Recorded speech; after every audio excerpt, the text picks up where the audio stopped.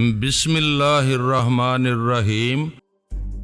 میں نے اپنی اسٹین گن اور پستول شرافت علی کی طرف پھینک کر کہا، شرافت علی یہ ہتھیار سنبھالو اور دونوں کا خیال رکھنا، میں اس ممتاز سے نمٹ لوں، اسے شاید اپنی شہ زوری پر کچھ زیادہ ہی مان ہے، میں اسے مقابلہ کرنے کا پورا موقع دینا چاہتا ہوں۔ شرافت علی نے تیزی سے میری اور ممتاز کی اسٹین گنیں اور پستول اٹھا کر اپنی کار میں رکھ دیے اور اپنی اسٹین گن تھام کر تھانے دار افضل بیگ اور سیف علی کو کور کر کے اس نے ان دونوں کو تنبیہ کر دی تھی کہ اگر ان میں سے کسی نے ممتاز کی مدد کے لیے آگے بڑھا تو وہ اس کے بدن میں روشن دان کھول دے گا۔ وہ دونوں حقارت سے دیکھتے ہوئے ایک طرف ہو گئے، وہ میرے اس فیصلے سے بہت مطمئن نظر آ رہے تھے، شاید ان کا خیال تھا کہ میں نے ممتاز سے بغیر ہتھیاروں کے دو بدو مقابلہ کرنے کا فیصلہ کر کے اپنے حق میں بہت بڑی غلطی کی ہے، ممتاز اس مقابلے میں مجھے عبرت ناک شکست سے دوچار کر دے گا۔ میں الگ کھڑا ممتاز کے سنبھلنے کا انتظار کرتا رہا، میں اسے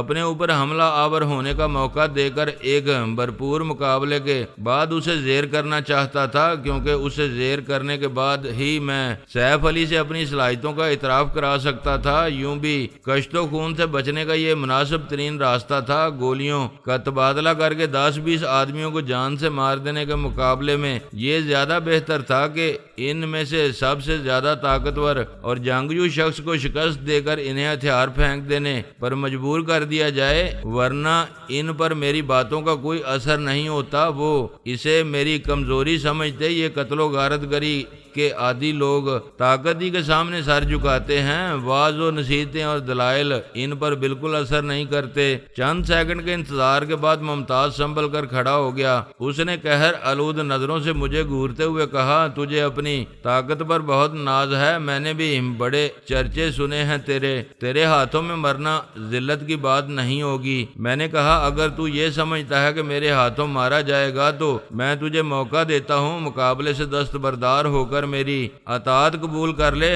تجھ جیسے جوان مردوں کی میں بہت قدر کرتا ہوں۔ ممتاز بول، کیا کہتا ہے تو؟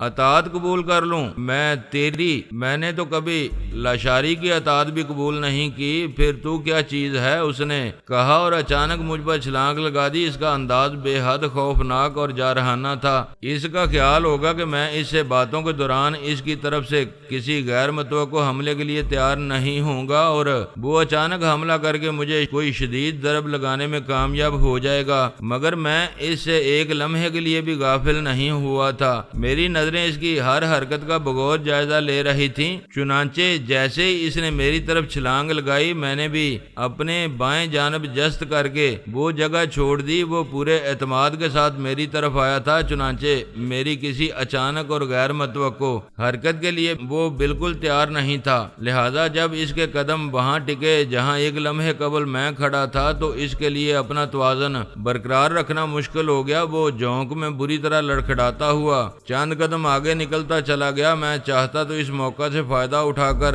اس پر تابڑ توڑ حملے کر کے اسے زمین سے لگا دیتا، مگر اسے اپنے سارے حربے تمام ہنر آزمانے کی کھلی چھوٹ دینا چاہتا تھا۔ میں اس میں شک نہیں کہ وہ لڑنے کا فن خوب جانتا ہے، اگر اس کی جگہ کوئی اور ہوتا تو اتنا شدید بار خالی جانے کی وجہ سے اپنی ہی جھونک میں اوندے منہ گرتا اور دور تک زمین پر گھسٹتا چلا جاتا، لیکن اس نے چند قدم لڑکھڑانے کے بعد اپنے آپ کو سنبھال کر گرنے سے بچا لیا تھا۔ وہ سنبھل کر میری طرف پلٹا تو میں اس سے ذرا فاصلے پر دونوں ہاتھ کمر پر رکھے کھڑا مسکرا رہا تھا۔ اس نے ایک لمحہ مجھے دیکھا اور دوسرے لمحے میں اڑتا ہوا میری طرف آیا۔ میں نے پھر بائیں جانب ہی جست کی اور وہ جگہ چھوڑ دی۔ اس بار وہ پوری طرح تیار تھا، چنانچہ اس مرتبہ اس کے پیر زمین پر ٹکے تو مجھے ایسا لگا جیسے اس کے پیروں کے نیچے سے زمین سرک گئی ہے اور وہ سر کے بل چت نیچے گرا ہے، مگر یہ میری نظر کا فریب تھا۔ وہ جان بوجھ کر اس طرح گرا تھا۔ زمین کے قریب پہنچتے ہی اس کا ایک ہاتھ زمین پر ٹکا اور وہ اسی ہاتھ پر اپنا پورا بوجھ ڈال کر تیزی سے لٹو کی طرح گھوم گیا۔ یہ میرے لیے ایک بالکل نیا انداز تھا، اس سے پہلے کہ میں اس کی اس حرکت کو سمجھ سکتا اس کے دونوں پیر کسی باریک گرز کی طرح میری پنڈلیوں پر پڑے اور میں اچھل کے پشت کے بل زمین پر آ رہا۔ میرے گرتے ہی ممتاز چیتے کی سی پھرتی سے اٹھا اور میرے اوپر جست لگا دی۔ اس کی چستی اور پھرتی قابل ستائش تھی۔ وہ خونخوار چیتے کی طرح پلٹتا اور باز کی طرح جھپٹتا تھا۔ ایسے شخص سے مقابلہ کرنے کے لیے اس کی ہر حرکت پر نظر رکھنے کی ضرورت ہوتی ہے۔ ذرا بھی نظر چوک جائے تو آدمی کو پچھتانے یا غلطی کا ازالہ کرنے کا موقع نہیں ملتا، اور ممتاز تو لومڑی کی طرح چلاک اور عیار بھی تھا۔ وہ تو عام زندگی میں اخلاقیات کو اپنے معاملات میں حائل نہیں ہونے دیتا تھا، تو دشمن سے مقابلے کے وقت وہ اخلاق کو درمیان میں کیسے آنے دیتا؟ وہ تو جو پہلے مارے وہ مرے کے اصول پر کاربند تھا اور اس اصول پر سختی سے عمل کرتا تھا۔ گو میں نے گرنے کے بعد سنبھل کر اٹھنے میں ایک لمحے سے زیادہ دیر نہیں کی تھی۔ اس کے باوجود نظر اٹھاتے ہی مجھے یوں لگا جیسے کوئی بڑی سی چٹان اڑتی ہوئی میرے اوپر چلی آ رہی ہو۔ میں کھڑے ہونے کے بجائے بیٹھے ہی بیٹھے لٹو کی طرح گھومتا ہوا ایک طرف چلا گیا اور اس جگہ سے کافی دور جا کر گرا۔ میرے ہٹتے ہی ممتاز بد کی زوردار آواز کے ساتھ اوندے منہ عین اسی جگہ گرا تھا جہاں پل بھر پہلے میں موجود تھا۔ اس کے گرتے ہی میں اچھل کر کھڑا ہو گیا۔ ممتاز جس طرح اور جتنی زور سے گرا تھا اس کے پیش نظر مجھے یقین ہو گیا تھا کہ اس کے ہاتھوں پر سخت چوٹ آئی ہوگی، اور عجب نہیں کہ سامنے کے ایک دو دانت بھی ٹوٹ گئے ہوں۔ اس کی جگہ کوئی اور شخص ہوتا تو اسے اپنے حواس قائم رکھنا مشکل ہو جاتا، مگر ممتاز بے پناہ قوت برداشت اور فولاد جیسے عزم و حوصلے کا مالک تھا۔ وہ ایک ثانیے کے لیے بھی اس جگہ نہیں ٹھہرا۔ گرتے ہی تیزی سے کسی چوٹ کھائے ہوئے سانپ کی طرح پلٹا اور لوٹیں لگاتا ہوا مجھ سے اتنی دور چلا گیا کہ اگر میں اسے گرتے دیکھ کر اس پر جوابی حملہ کرنے کی حماقت کر بیٹھتا تو میرا بھی حشر اس سے مختلف نہیں ہوتا۔ اس کی طرح میں بھی اپنا منہ اور سر پھوڑنے کے سوا کچھ حاصل نہیں کر سکتا تھا، لیکن میں نے اس جیسی حماقت نہیں کی۔ اس کی ایک وجہ تھی، ایک تو یہ کہ میں ابھی اس کے خلاف جوابی کارروائی کرنا نہیں چاہتا تھا، میں اسے خوب تھکا دینا چاہتا تھا۔ دوسرے، میں لڑنے کے دوران عقل و ہوش سے کام لیتا تھا، دماغ کو ٹھنڈا رکھ کر خوب سوچ سمجھ کے موقع محل دیکھ کر حملہ کرتا تھا۔ کوئی اوچھا وار کر کے خود اپنے آپ کو نقصان پہنچانے کے یا جذبات میں اندھے ہو کر نتائج کی پرواہ کیے بغیر اندھا دھند مخالف پر ٹوٹ پڑنے کا قائل نہیں تھا۔ وہ لوگ جو طاقت کے نشے میں بدمست ہاتھی کی طرح دشمن کو حقیر جان کر اس پر جا گرتے ہیں، وہ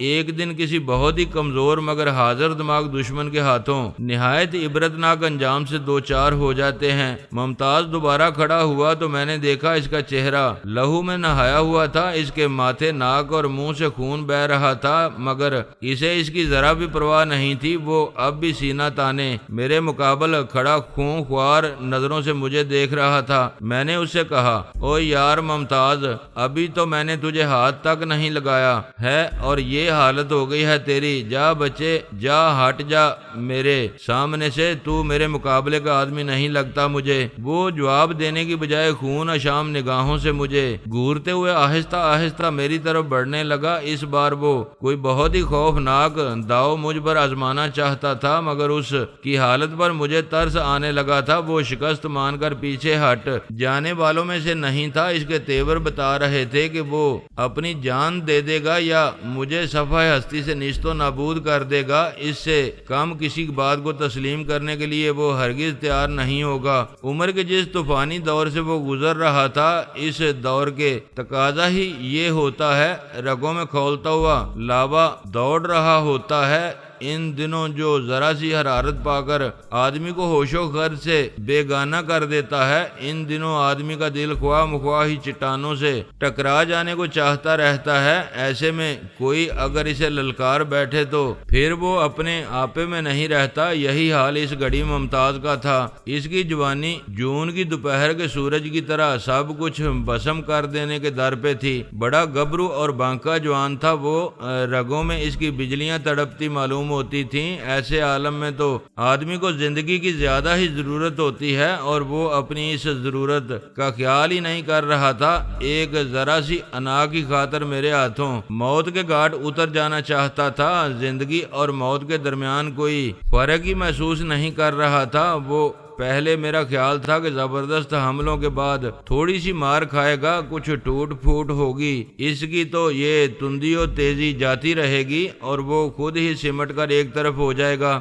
اب اس کے تیوروں سے اندازہ ہوا کہ وہ پیچھے ہٹنے والا آدمی نہیں ہے۔ اس کا یہ انداز دیکھ کر میں سنجیدگی سے اس کے بارے میں سوچنے لگا۔ وہ دم بدم میرے قریب ہوتا جا رہا تھا اور جب میرے اور اس کے درمیان 3-4 قدم کا فاصلہ رہ گیا تو اس نے جھکائی دے کر یکدم میرے بائیں جانب جست بری۔ اس نے دیکھا تھا کہ میں اسے حرکت میں آتے دیکھ کر بائیں جانب ہی ہٹا تھا، چنانچہ اسے یہ یقین ہوگا کہ اس بار بھی ادھر ہی ہٹوں گا، مگر اس مرتبہ میں نے اپنی جگہ نہیں چھوڑی، جہاں کھڑا تھا وہیں کھڑے کھڑے ذرا سا دائیں ہو کر اس کی کلائی پر ہاتھ ڈال دیا۔ وہ ایک جھٹکا کھا کر گراتے ہوئے پلٹا، مگر میں نے کلائی ہاتھ میں آتے ہی اپنے مخصوص انداز میں اس پر زور ڈال دیا تھا۔ نتیجے کے طور پر وہ ابھی پوری طرح میری طرف مڑ بھی نہیں سکا تھا کہ چٹاخ کی ہلکی سی آواز کے ساتھ اس کے منہ سے کرا نکل گئی۔ میں اس کی کلائی چھوڑ کر فوراً پیچھے ہٹ گیا اور وہ اپنی ساری شہ زوری بھول کر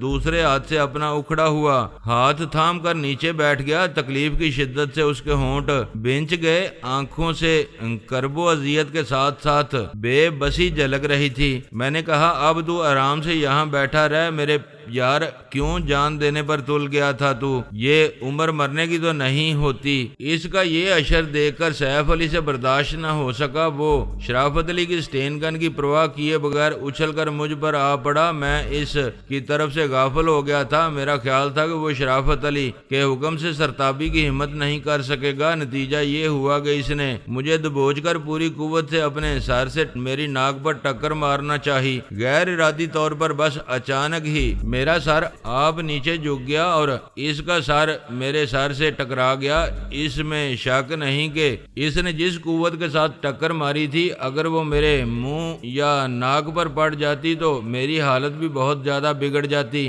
اس سے پہلے کہ میں سنبھل کر اسے روکتا، اس نے 2 اور ٹکریں میرے سر پر دے ماری۔ اس کی ٹکروں سے میرا دماغ ہل کر رہ گیا تھا۔ میں نے اسے مزید ٹکریں مارنے سے روکنے کے لیے اپنا گھٹنا اس کے پیٹ میں دے مارا اور جیسے ہی وہ چوٹ کھا کر نیچے جھکا، میں نے اسے دونوں ہاتھوں پر اٹھا کر دور اچھال دیا۔ میرا سر بری طرح گھومتا ہوا محسوس ہونے لگا تھا۔ اگر اس خبیث کو 2 ٹکریں اور مارنے کی مہلت مل جاتی تو میرے لیے اپنے پیروں پر کھڑا رہنا ممکن نہ رہتا۔ اس کے مجھ سے الگ ہو کر گرتے ہی شرافت علی نے تنبیہ کی، خبردار، اب اگر جلانی کی طرف بڑھا تو گولی مار دوں گا میں نے اپنے سر کو دائیں بائیں 2-3 بار جھٹک کر غضبناک نظروں سے سیف علی کو دیکھا۔ وہ اٹھ کر کھڑا ہو گیا تھا اور بے حد کینہ توز نظروں سے شرافت علی کو دیکھ رہا تھا، جس کے ہاتھ میں دبی ہوئی سٹین گن نے اس کے قدم روک رکھے تھے۔ میں نے اس کی طرف بڑھتے ہوئے کہا، تو اپنی سٹین گن کی گولیاں اس پر ضائع نہ کر یار، اس کتے کے میں یوں ہی ہاتھ پیر توڑ کے ڈال دیتا ہوں۔ میں نے بڑھ کر سیف علی کا ہاتھ اپنی گرفت میں لینا چاہا تو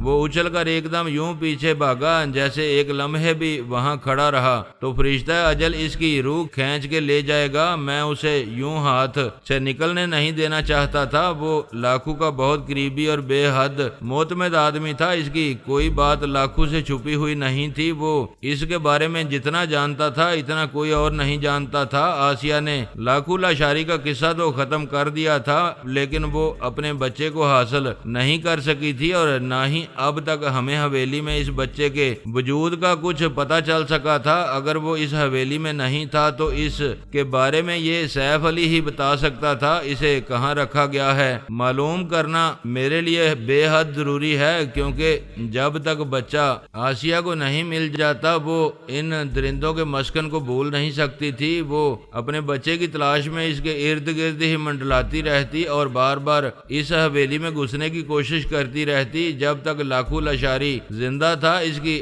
ہر زیادتی سہ کر بھی اس کے خلاف کوئی قدم نہیں اٹھاتا تھا۔ وہ ہر صورت میں اس کا دل جیت لینے کا خواہش مند تھا، اس لیے اسے کوئی گزند نہیں پہنچاتا تھا۔ لیکن اب صورتحال مختلف ہو گئی تھی۔ اب یہاں کوئی ایسا شخص نہیں تھا جو آسیہ کے ساتھ ذرا سی رعایت سے بھی کام لیتا۔ اب یہاں سب کے سب خونخوار درندے ہی رہ گئے تھے جو معافی اور درگزر جیسے شریفانہ الفاظ سے آشنا ہی نہیں تھے۔ آسیہ جب بھی ادھر کا رخ کرتی وہ اسے گھیر کر اس کی تکا بوٹی کر ڈالتے۔ ان درندہ صفت لوگوں سے وہ تنہا کبھی جیت نہیں سکتی تھی۔ تھی، اگر میں اسے یہاں آنے سے روکنا چاہتا تھا تو اس کا ایک ہی طریقہ تھا کہ اس کے بچے کو حاصل کر کے اس تک پہنچا دیا جاتا۔ یہ کام میں سیف علی کے تعاون کے بغیر نہیں کر سکتا تھا۔ اگر وہ اس وقت میرے ہاتھ سے نکل جاتا تو نہ جانے کس گفا میں جا بیٹھتا، کس روزن سے گزر کر کہاں جا نکلتا۔ وہ اس علاقے کا، اس حویلی کا باسی تھا، یہاں کا ایک ایک ذرہ اسے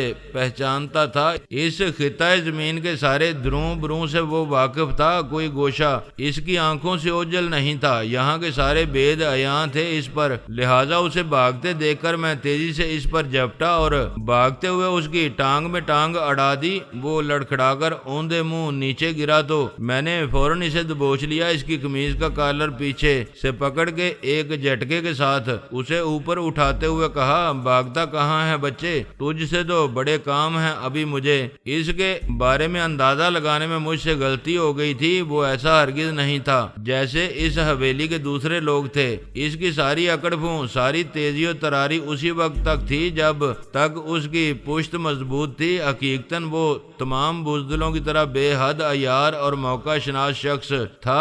اب چونکہ میرا پلہ بھاری تھا اور اسے میرے ہاتھوں سے اپنی جان چھوٹتی نظر نہیں آ رہی تھی، چنانچہ اس نے فوراً گرگٹ کی طرح رنگ بدل لیا۔ حالانکہ گرنے کی وجہ سے اس کا دایاں رخسار پھٹ چکا تھا اور اس سے خون بہہ رہا تھا، مگر وہ اپنے زخم کو بھول کر میرے آگے دونوں ہاتھ جوڑ کر عاجزی سے بولا، جیلانی سائیں رحم کرو مجھ پر سائیں، میرے بہت ہی چھوٹے چھوٹے بچے ہیں، کتے کے بچے، تو نے پیچھے سے مجھ پر حملہ کیا تھا، اب بول تیرا کیا حشر کروں؟ میں نے اسے جھنجھوڑتے ہوئے پوچھا۔ غلطی ہو گئی سائیں، مجھ سے اس سالے تھانے دار نے برگلایا تھا، مجھے توبہ کرتا ہوں سائیں، کان پکڑتا ہوں اپنے، آئندہ کبھی ایسی غلطی نہیں کروں گا۔ آپ کے حکم کے ذرا بھی خلاف کچھ کروں تو بے شک گولی مار دیں آپ مجھے۔ وہ گگیاتے ہوئے بولا، چلو ادھر۔ میں نے اسے شرافت علی کی طرف، کار کی طرف دھکا دے کر کہا، اور یاد رکھنا ذرا بھی گڑبڑ کی تو جان سے مار دوں گا۔ میں اسے دھکے دیتے ہوئے واپس لایا اور کار کے ساتھ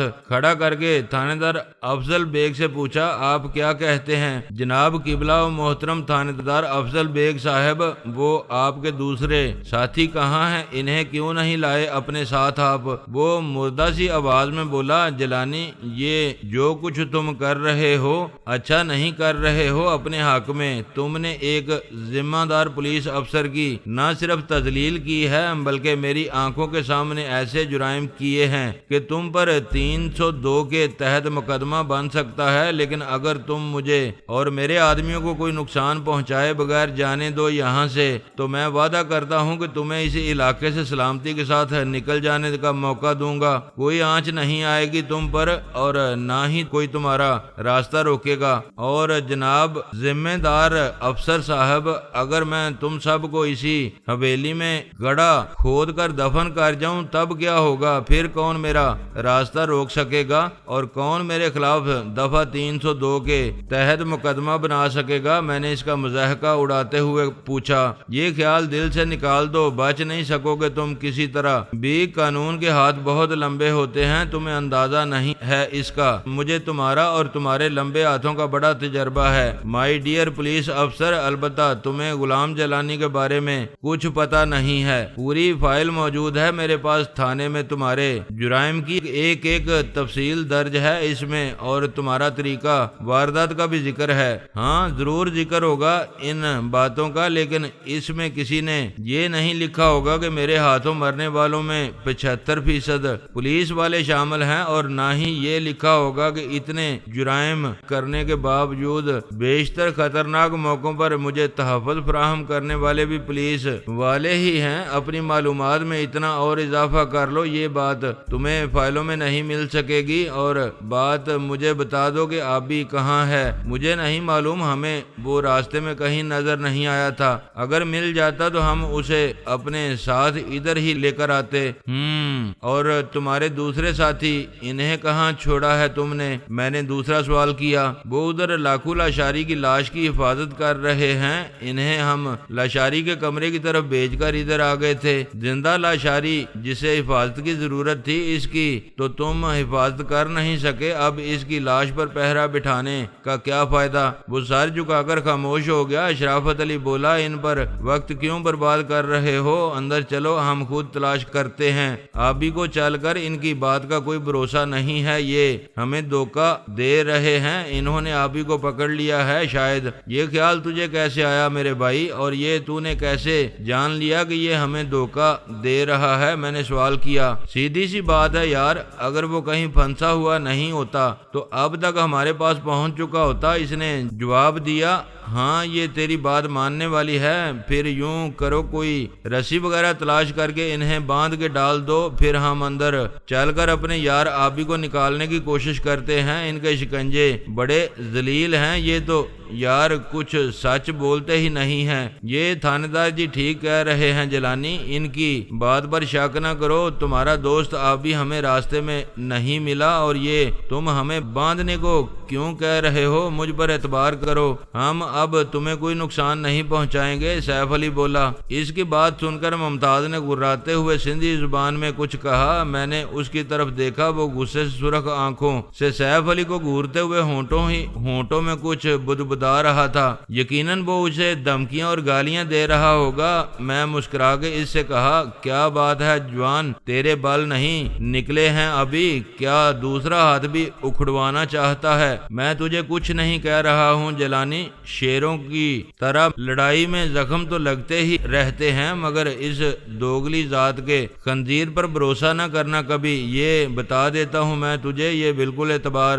کرنے کے قابل نہیں ہے۔ یہ لاشاری سائیں کے پیر چاٹنے والا کتا سائیں کی آنکھیں بند ہوتے ہی غداری پر اتر آیا ہے۔ اپنی جان بچانے کے لیے یہ سب تیرے پیر چاٹنا چاہتا ہے۔ میں نے سیف علی کی پشت تھپکتے ہوئے کہا، ایسا نہ کہہ یار اسے، یہ تو بڑا وفادار اور مہمان نواز آدمی ہے، یہ میرے ساتھ اسی طرح تعاون کر رہا ہے کہ یہاں میں لاکھو لاشاری کا مہمان ہی ہوں، یہ خود بلا کے لایا تھا مجھے۔ ہاں یہ ٹھیک کہہ رہے ہیں جیلانی سائیں، جھوٹ نہیں کہا ہے انہوں نے کچھ بھی۔ تجھے پتا نہیں ہے سائیں ان کا کتنا خیال رکھتے تھے، کتنی تعریفیں کرتے رہتے تھے، وہ ان کی بالکل بھائی سمجھتے تھے انہیں اپنا۔ سیف علی جلدی سے بولا۔ اس اثناء میں شرافت علی کار کی ڈگی کھول کر اس میں سے رسی نکال لایا تھا۔ میں نے اسے رسی لے کر سیف علی کی طرف بڑھتے ہوئے دیکھ کر اچانک سیف علی کو باندھنے کا فیصلہ تبدیل کر دیا اور شرافت علی سے بولا، سیف علی کو باندھنے کی ضرورت نہیں اور اس کی ضمانت پر تھانے دار صاحب کو معاف کر دیا ہے۔ میں نے بس اس ممتاز کو لپیٹ کے ڈال دو ادھر تاکہ یہ بھاگ نہ سکے یہاں سے، البتہ اس کے اکھڑے ہوئے ہاتھ کا خیال رکھنا، اسے